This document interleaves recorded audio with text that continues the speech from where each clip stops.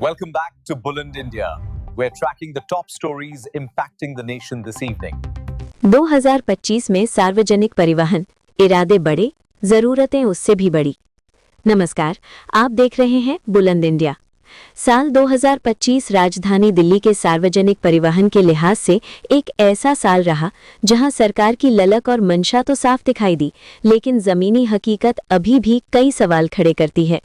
जून महीने में नरेंद्र मोदी द्वारा 200 नई इलेक्ट्रिक बसों का शुभारंभ किया गया।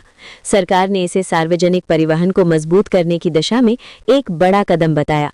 वहीं मुख्यमंत्री रेखा गुप्ता भी लगातार बस सेवा सुधारने और हर नागरिक तक बेहतर परिवहन पहुंचाने की बात कहती नजर आईं। लेकिन सवाल ये है, क्या जरूरत के मुताबिक काम हो पाया? आंकड़े बताते हैं, दिल्ली को जहां 11,000 बसों की आवश्यकता है, वहां उपलब्ध बसें आधे से भी कम हैं। हकीकत ये भी है कि कुछ नई बसें जरूर आईं, लेकिन उससे ज्यादा बसें पुरानी और अनुपयोगी होने के कारण सड़कों से हटानी पड़ी। यानी थोड़ा किया गया, मगर बहुत ज्यादा करने की जरूरत अब भी बनी हुई है। एक समय दिल्ली का बस बेड़ा करीब 7,300 बसों का हुआ करता था, जो इस साल घटकर लगभग 5,000 बसों तक सिमट गया। इनमें से करीब 3,500 इलेक्ट्रिक बसें हैं।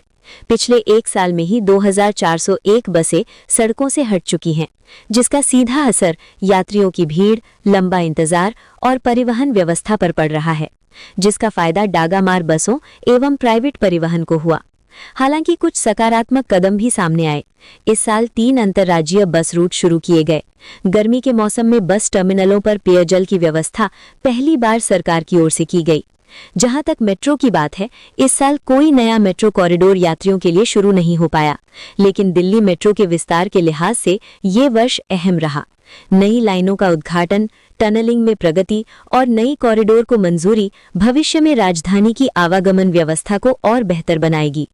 अब सबसे बड़ा सवाल ये है, क्या मौजूदा बस बेड़ा दिल्ली की आबादी के लिए पर्याप्त है? क्या बसों की घटती संख्या पर जल्द ठोस समाधान आएगा? और क्या 2025 की योजनाएं 2026 में जमीन पर उतरेंगी?